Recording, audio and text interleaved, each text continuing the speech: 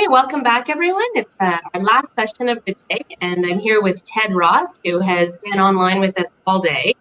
Ted is a senior principal software engineer at Red Hat. So today, Ted is going to talk about the Skupper Project. So Ted, over to you. Thank you, Karen, and thank you, everybody, for attending. I'm going to mute my video to give you better slide access. So I'm going to talk, like Karen said, I'm going to talk today about the Skupper Project and specifically about Cloud-Edge Interconnect. So this is all about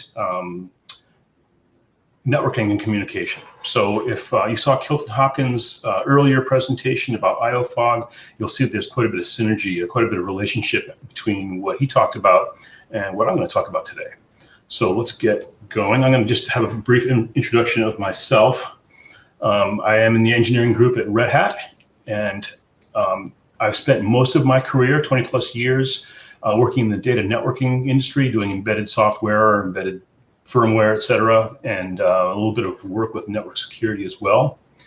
And then in the last 12 plus years at Red Hat, I've been working in middleware messaging and a little bit more higher level things. So as I took that step over the threshold from the system space into the user space, I expected that messaging was just the next layer above networking, and I found that there's actually quite a bit of disconnect there, and that messaging could use a lot of the things that networking has known for many decades. And throughout my work on different projects at Red Hat, one of my sort of overriding mission has been to bring performance, reliability, and scale of networking into the messaging world.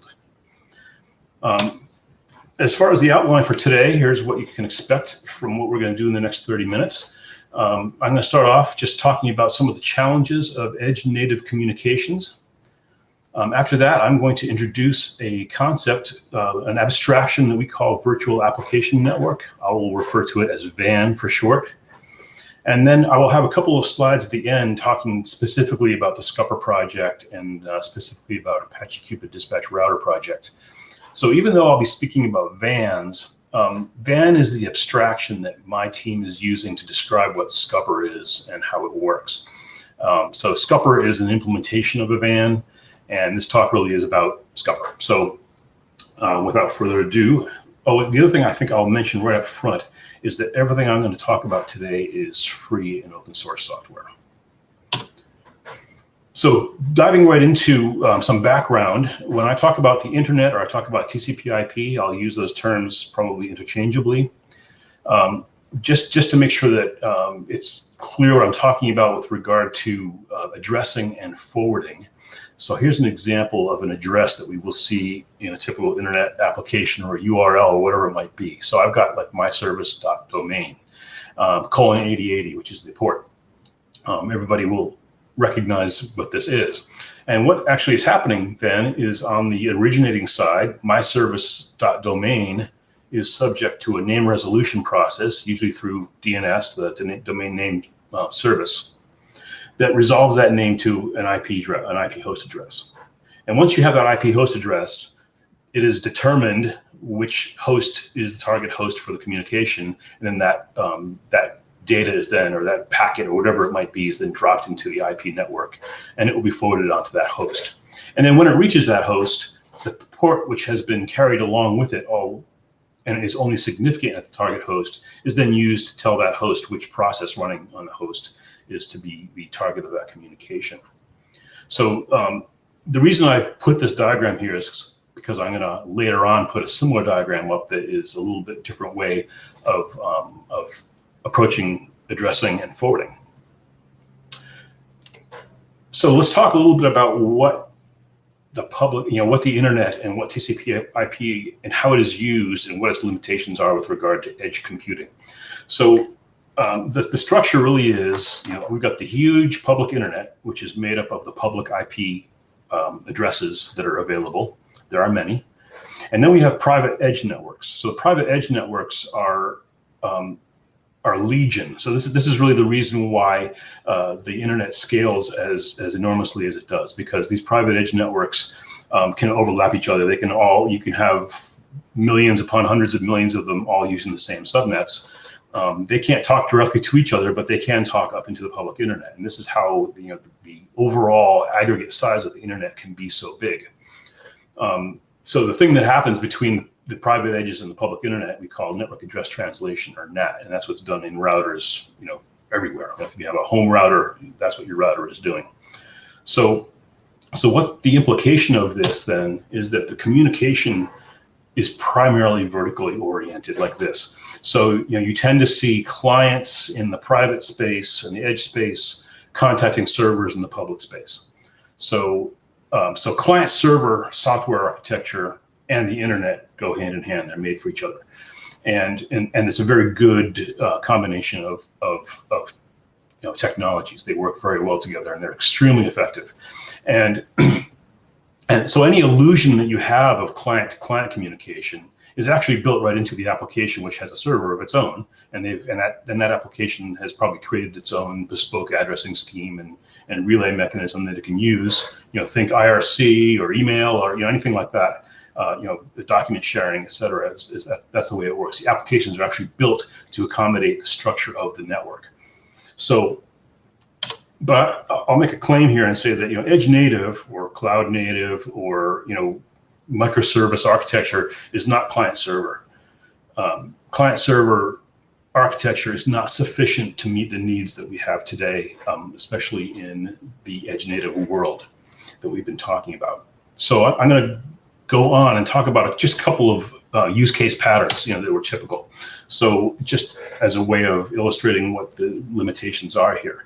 So if we have perhaps a data aggregation type of a architecture where we are maybe collecting data from sensors, maybe we're generating events, and we may have a very large number of these sensors out on the edge, and these sensors are then going to provide their information to aggregation or inferencing engines or whatever it might be that are going to then summarize for sending up to the back office, to the store, or whatever it is that's using this information. And the thing that's important to note here is that these aggregators, that they may be spread around as well, and they may not even be in the public cloud. So that center aggregator that I've shown there is in the edge. So I don't really want to have to individually configure all these devices to go to their aggregator, especially if that one over on the left moves over to the right. So if there's any kind of mobility involved, things get more complicated because that maybe that is on a truck, and that truck has gone across a continent and is now accessing the network from a different place. So you don't want it to be going back through its home office. You want it to be going to the nearest office or the nearest access point. Another one is command and control. So I've got a controller somewhere up in the cloud, for example, and it wants to make contact with a specific device out on the edge. So this is sort of the opposite of what we saw with the classic client server, where it wants to make a connection outbound and talk to somebody specific. Now we can do this. You can create firewall holes and assign specific public IP addresses to all of these, but that doesn't scale very well, and it's complicated, and it creates security issues. So we don't really want to have to be messing around with VPNs and firewalls, but we'd like to be able to do this. So the other thing you can do then is have all of these things using a pull or a pull communication pattern, but that's also not particularly optimal because it uses a lot of bandwidth that you don't necessarily want to use. And again, mobility plays into this question. So if that truck has moved and I want to contact it, it might have a different IP address because it's probably hooked into a different ISP than it was before. All right, the next one is multicast. So I want to send the same update to 1 million different endpoints. Well, my source can keep track of all of those and then run through a loop and send one to each, but that's not particularly efficient. And it would be nice if we could just have the source send one message and have the network distribute appropriately. But again, in the internet today, the way it's set up is it makes this a difficult task to do. And then the last one I'm going to show, which is very illustrative, I think, is this direct edge-to-edge communication. And the issue here is, so let me just give an example. Let's say I've got a a home security application that works on multiple locations. So let's say I'm protecting my own house and my mother-in-law's house, and I want to check my mother-in-law's driveway camera. Well, I can't make that call because since these are both residences, it's a very good chance that they're both on the exact same subnet, the 192.168.1 subnet, and I don't really, again, want to be messing with opening up ports and holes in firewalls because of the complexity and because of the security issues. So this direct communication really isn't possible. So what I would do then is I would adapt or accommodate the limitations of the network by actually creating a server, deploying it in the public, and then creating my own addressing and forwarding semantics. So I would be spending a lot of time building into my software accommodations for the limitations that the network is putting on me. So with that, let me introduce this idea of virtual application network. So a virtual application network is an abstraction layer that we can insert in between the applications that we're running, or the processes that we're running, and the network. So think of it as a user space network that's deployed for a specific distributed application. This is not infrastructure, it's more like middleware. So, and it's something I can build for an application. So it leverages the strengths of the internet. The internet is able to very rapidly and very reliably get data from here to anywhere else in the world, and do that 24/7, all day, all year. And so we're going to leverage that strength, but we're going to try to avoid things that the internet is not well suited to do. The applications, of course, must not need to be modified. So if they're already built to use HTTP REST or gRPC or some messaging, be it MQTT or AMQP or STOP or whatever it might be, or any general protocol that runs over TCP and UDP, for example, JDBC, or maybe even Xenonet might run over this. I should talk to Angelo. So the applications are unaware that they're running over a VAN. They don't see a difference. And so this insertion of this layer is a very natural fit into container platforms, because container platforms already have the hooks involved that are required to make these network insertions and network changes. So Kubernetes is a very good fit. Docker is a very good fit. Eclipse IO-Fog is a very good fit. And we are, in fact, embedded in Eclipse IO-Fog for this reason. So let's talk about some facets of the VAN. I'm going to look at it from 3 different perspectives, and I'm going to focus on 2 of them. So one of them is that top facet where my applications connect in. And the next one is the bottom facet where the VAN maintains connectivity between sites. So if I've got edge locations, if I've got public cloud locations, if I've got private data centers, whatever they might be, this is where I would set up that topology. And then the third one is the control and management, where, as you might imagine, this VAN has a lot of insight, actually really good insight into what's going on in your application and where things are and what's running where and who's talking to who. And that can then be used for control and management to feed consoles and such. But I'm not going to spend much time today since we are limited on time. So one more thing I want to drive home here is that the application topology, which is what services do I have and who talks to who, and the network topology are now completely independent. They're orthogonal, and I can consider one without having to consider the other. The only time I want to consider both is when I'm allocating services to a particular location, which I want to do deliberately. And the point here is that I want to allocate those services for business reasons and not to accommodate the demands of the network or the limitations of the network. So if I put up a VAN on my laptop, I want to be able to deploy it all there and test for test and development purposes. If my enterprise is growing, I want to be able to add regions. If I have requirements for high availability, I might want to be able to be in multiple public availability zones, or I might even want to be on different providers. I might want to be on Google Cloud and Azure and AWS. And I might wish to be able to scale my compute capacity to match demand. So, and one of the other things I want to do is if I've got sensitive data that is in a database, I don't want to be required to put that out on the public network just because that's what the network requires. I want to keep that locked up in my private data center and only provide metered access to it, from the VAN. So this is the kind of thing that this independence of the topologies, this orthogonality gives us, and it's an important thing when you want to develop distributed applications. So humor me for a minute as I attempt to illustrate what it is I just described. So here is a diagram of a network. Let's say I've got my headquarters. It's a private enterprise with a private data center. The big circles are public locations. Maybe they're public cloud locations that I've deployed for the purpose of supporting my application. And those arrays of small dots are all my edge locations. And that might be storefronts or factories, or it might actually be devices like, or even vehicles, mobile devices, vehicles, trains, etc., that are all participating or acting on in my network. So the first thing I need to do when I create my VAN is go into that bottom facet and talk about the connectivity. So this is that bottom facet of the VAN where I'm talking about how the network is built.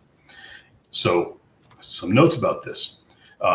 Intersite connections, they all use mutual TLS. So all this stuff is really locked down with dedicated certificate authority that is protecting the entire network.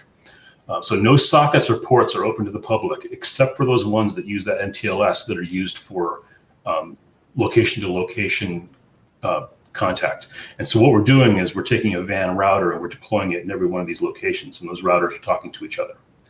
The only time I would actually open a port to the public is if my application actually wished to offer public APIs or web portals or whatever it might be, which might be a very common use case. There are no virtual private networks. There's no IPsec. There's no software-defined networking. This is all middle-of-the-road vanilla networking that's being used here. The other thing is that no admin privileges. I don't need to call an admin to do this. I don't need cluster admin on Kubernetes. I don't need elevated privileges. This is a developer accessible technology. So as long as the developer has access to these locations, these data centers, then that developer can create a VAN and may be able to set one up and use it for 10 minutes to test something, then tear it down. It can be very ephemeral, or you can leave it up for production services and have it be, always booted up and running 24/7. So you'll notice that the topology of the application of the network is not full mesh. But there are redundant paths. So redundant paths do provide resilience to failure. So if one of those sites goes down, everything can still communicate by routing over a different path. So what we're going to do now is I'm going to go from that bottom facet. I'm going to climb up the abstraction into the upper facet. So you'll notice that as I climb, the structure of that network becomes more obscure. And when I get to the top, well, it's gone. So now I'm at the top. And here's where my application lives. And the VAN provides one uniform substrate distributed over this entire environment. So here's where I would say, okay, I'm going to put in my, various services and say how they are interconnected, who talks to who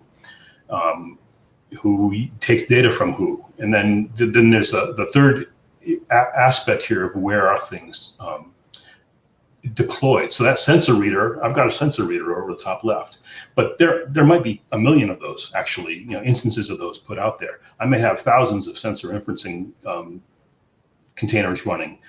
I've got my main dashboard that's running at headquarters, and I've got my dispatch console for my logistics people, the dispatchers. And since now we're in the COVID lockdown, they've actually been moved from the headquarters to their homes. So maybe I had to redeploy that dispatch console to the homes of my logistics people. And that's the kind of thing you could do here. So this is really the application topology without regard for what the network looks like underneath. And here is that diagram of addressing and forwarding that is similar to the one I talked about before. So here, if I've got the same address, myservice.domain:80. In this case, myservice.domain is the address that VAN uses, and VAN forwards it to not a process, but to a process set. And the important thing here is that the addresses are soon to be multi-access. The VAN has no concept of Unicast. Unicast isn't particularly useful. In any real system, we always want to be able to have more than one of things, because there's always issues of reliability and scale. So, forwarding is always either Anycast or multicast. So Anycast provides load balancing and locality. It basically means that I've got a workload and I want it to be handled by the closest service that is able to handle it. And if the closest one is really bogged down and has a high latency, maybe it'll go to the next closest one. So, but the balancing is done in the network. It's not done a priori by like a DNS lookup that's round robining things. It's actually looking at the actual consumption response rates of consumers and servers and picking the one that's moving the fastest. So non-responsive endpoints are naturally excluded. So and then multicast provides an efficient one per receiver delivery. So if there are multiple consumers, everybody gets one copy of everything that is sent. So going back to our use cases, here's what it might look like. So I can say maybe maybe my sensors are generating, in this case it's almost like a topic where I'd say sensor data, and at the bottom I've provided an example of what this might look like in like a HTTP REST example. So I would be doing a post to http://sensor data:8080. There's my address, but sensor data is actually the address that the van is looking at. And it will use that address to get this post sent to the closest and most capable aggregator to handle my request. So there's not that first step of DNS lookup, get me a host. It's the address goes right into the network, and the forwarding then occurs at layer 7 to get me to the place I want to go. And it can load balance across the entire enterprise. It doesn't have to be just a local thing or in my same data center. I can be balancing load across servers that are in multiple data centers. The truck being contacted.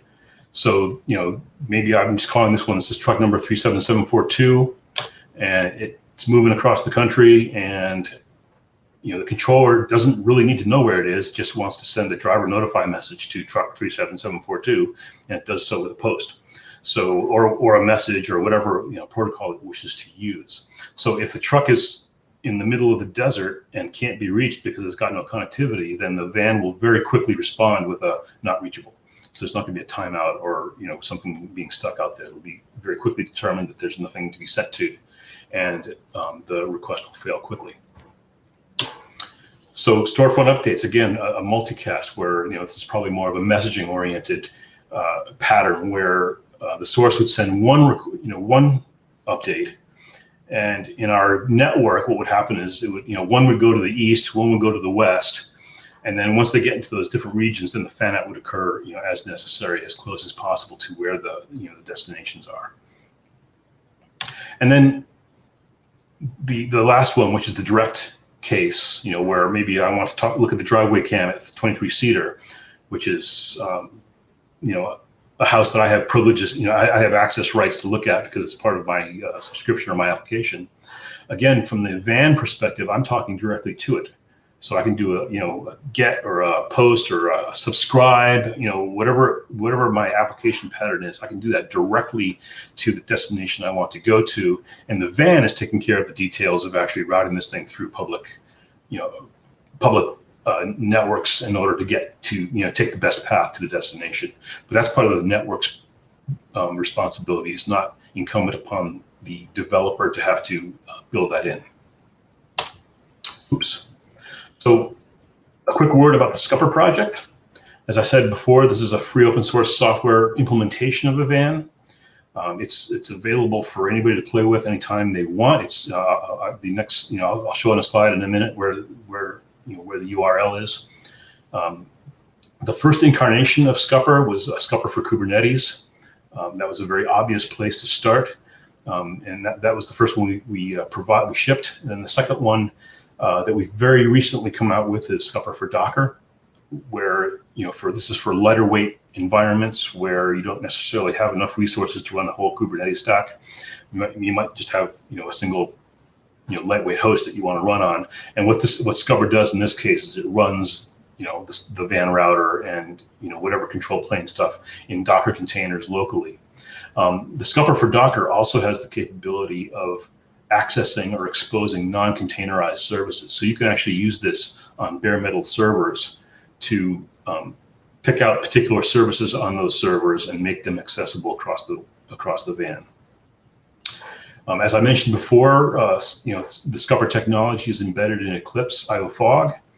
It appears other places. It's also well, not Skupper, but a Qubit dispatch router is also included in Eclipse HANO. So Qubit dispatch router is the heart of this technology, and what Skupper really is tooling and layers to allow the router to be used in this to create a virtual application network.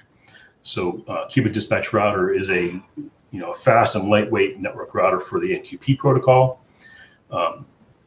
It works more like a network device than it does like a middleware device. It automatically computes topology. It uses link state routing protocols. If you're a networking person, you know what that means. Its design criteria is really about lightweight and speed. And speed, I mean low latency, high throughput. Nothing more abstract than that. It has a very small footprint. Does not require sidecars in Kubernetes, for example. And just a note about maturity: Apache Qubit Dispatch Router is a fairly mature project. It's been around for over 6 years. Red Hat has a product that it sells. It's based on this project, and it's in production. It's been in production for years. Skupper, on the other hand, is in its early days, and this is in very active development, but it's in early days, and a lot of things are changing, and it's moving very fast. So it's a much less mature project. So what Skupper actually is, it's the things that it consists of is really those 3 different facets that I talked about earlier. It's got tools for easy network setup. And if you want to see how this works or play around with it yourself, go onto the Skupper website or go onto the GitHub repo, and you can see examples, videos, prepackaged examples, etc., about how it works. So it provides that network setup and network teardown. It provides applications, proxies for application binding, so your applications can be hooked into the VAN very easily. And then it also provides a console for visibility to the VAN, which is the thing I didn't talk too much about today. So with that, I will end the presentation. I'll put this up with my contact information and information about the project. And Karen, I will turn it back over to you for questions. Awesome. Thank you so much. There was one question that had come in before you moved on to talking about the Skupper project. I don't know if you can see it there. How does this architecture relate to OMG data distribution service? So I'm not sure if I'll give a good answer. Maybe I should go back and work on a better answer for this, but it doesn't relate terribly closely. This is really about communication specifically. It's not really about data. I mean, obviously you can use communication to move data around, but this is not related to DDS. Okay, great. Well, you did share your contact information, so if David or anyone else has any other questions, I'm sure Ted would be happy. Yeah. I would be happy to go off and work up a better answer for you. Great. Well, if there are no other questions, here we go. Frederick says we could use DDS over Skupper. Does DDS run over TCP/IP? Then yes. Whether it makes sense to do that, I actually don't know. So I've had questions like, does it make sense to run, like, for example, Istio over Skupper? Well, maybe not, but you could. Excellent.